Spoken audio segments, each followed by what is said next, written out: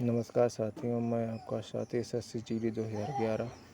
साथियों, मैंने एसएससी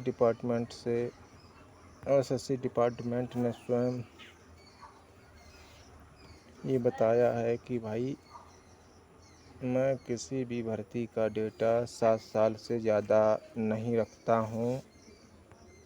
जो भी विभाग मंत्रालय हमको उसकी भर्ती करने का टेंडर सौंपता है, मैं उसको क्लियर करके 7 साल के बाद उसी विभाग को उसका डेटा हैंडओवर कर देता हूँ। साथियों, मेन पॉइंट ये है कि 2015 की जो भर्ती उत्तराखंड हाई कोर्ट में 25 तारीख को कुछ ऑर्डर हुआ है, जिसको 4 अक्टूबर को सुनाया जाएगा, जिसकी डेट सुप्रीम कोर्ट में 9 अक्टूबर लगी है। साथियों, अंदर से या किसी के द्वारा हमको इतना तो मालूम हुआ है कि अगर 2015 का आदेश एसएससी डिपार्टमेंट अगर हार जाती है तो ये तीनों के लिए बहुत बड़ी जीत होगी, 2011, 2015, 18। क्योंकि गृह मंत्रालय ने ये बना रखा है कि अगर कोई भी भर्ती से अगर एसएससी हार जाती है तो मैं इन तीनों विभाग में जो भी पद रिक्त हैं और मेडिकल फिट युवा बेरोजगार घूम रहे हैं, उनको नियुक्ति अवश्य दी जाएगी अगर 2015 का केस हम लोगों के फेवर में आ जाता है तो। ठीक है साथियों, और दूसरी बात एक और है कि जो लेटर आ रहे हैं ये भी कन्फर्म है, क्लियर है। ठीक है, और हमको कोई इतराज़ नहीं है और किसी को होना भी नहीं चाहिए कि भाई 2011 से लेकर 2023 तक हम अभी भी बेरोज़गार हूँ। ठीक है,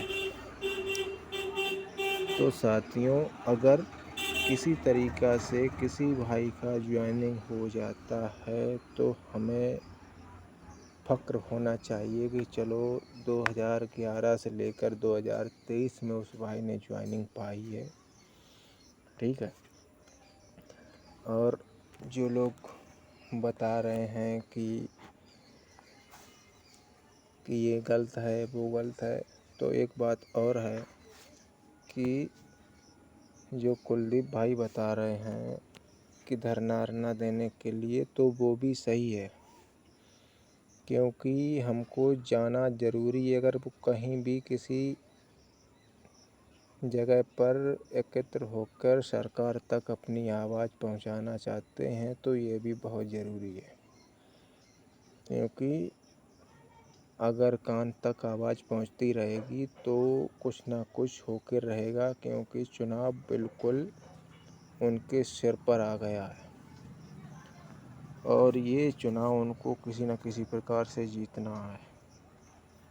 ठीक है, और अगर वो यहाँ पर हम लोगों को 11, 15, 18 वालों को नियुक्ति दे देते हैं तो हमारा पूरा परिवार, हम लोग उसी पार्टी को सपोर्ट करेंगे जो हमको बेरोज़गार मैं हूँ और मुझे रोज़गार देगी। और कुछ लोगों ने ये भी ऑडियो डाले हैं कि भाई पार्ट 1 पार्ट 2 के अनुसार कुछ लोगों के ज्वाइनिंग आ रहे हैं, तो मैं उन पर कोई विचार नहीं कर सकता हूँ। उनकी एक रिकॉर्डिंग भी है, तो मैं वो भी डाल दूँगा इसी ऑडियो के आगे।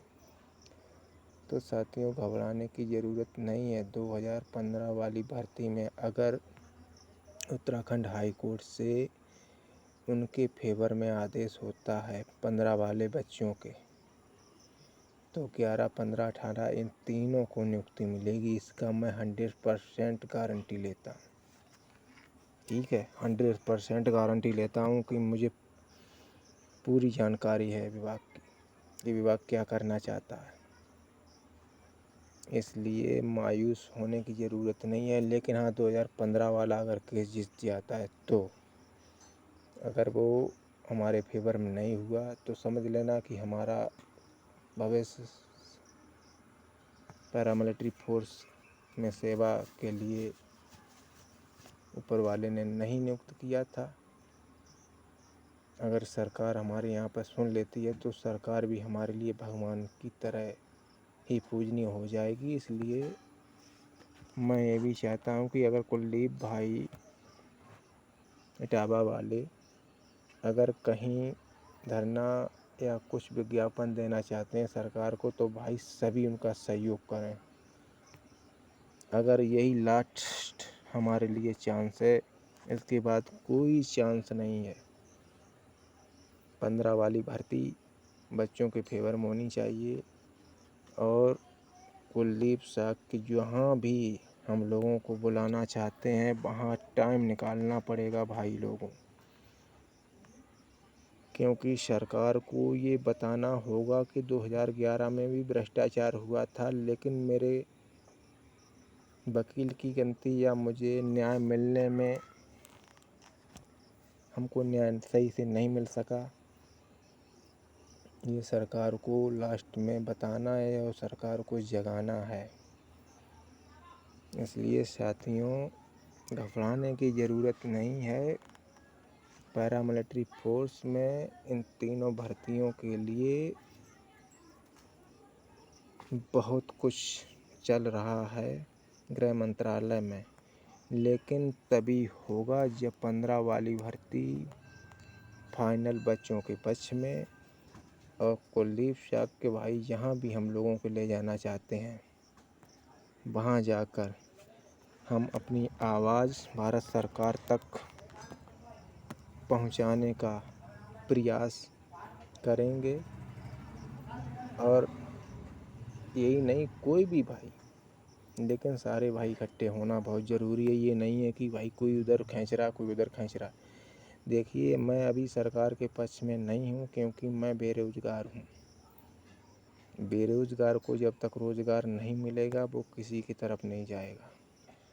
इसलिए पार्टीवादी से मुझे मतलब नहीं है, मुझे मतलब है रोज़गार मिलना चाहिए। रोज़गार गारंटी योजना के तहत 2011 से GD से 15, 18 और 11 इन तीनों भाइयों के लिए वहाँ पर बन चुका है। पहले से रिज्यूम बना लिया गया है कि मैं कितने बच्चों को उसमें नियुक्ति देंगे। लेकिन 15 वाला अगर फाइनल हो जाता है बच्चों के पक्ष में, इसके बावजूद हमारी आवाज़ वहाँ तक पहुँचनी ज़रूरी है। अगर हमारी आवाज़ दब गई तो कुछ नहीं कह सकते कि 15 वालों को ही ले लिया जाए। ठीक है, क्योंकि मैं Rajasthan, Allahabad high court, supreme court ने तो मुझे सुना ही नहीं, मैं वहाँ तक पहुँचा ही नहीं। लेकिन कोर्टों ने तो सुना, फिर भी हाई कोर्ट इलाहाबाद ने कुछ तो अच्छा किया कि भाई कम नंबर वालों को निकाल लो, ज़्यादा नंबर वालों को ले लो। ना तो विभाग ने ऐसा किया। कम नंबर वाले भी आज भी नौकरी कर रहे हैं और ज़्यादा नंबर वाले ऐसे ही घूमते रहेंगे। इसलिए हमारी आवाज़ भारत सरकार तक पहुंचनी ज़रूरी है, प्रधानमंत्री नरेंद्र मोदी तक। और जब ही होगा जब आप सब इकट्ठे हो जाएंगे। अगर हमको रोज़गार भारत सरकार देती है तो हमारा पूरा परिवार का सपोर्ट रहेगा कि 2024 में भी कमल खिले। लेकिन जब हमको रोज़गार 11 80 GD से मिलेगा, अन्यथा हम लोग बाइकआउट करेंगे सरकार का। हर जगह धरना प्रदर्शन करेंगे, सड़कों पर उतरेंगे। जय हिंद, जय भारत, इंकलाब जिंदाबाद।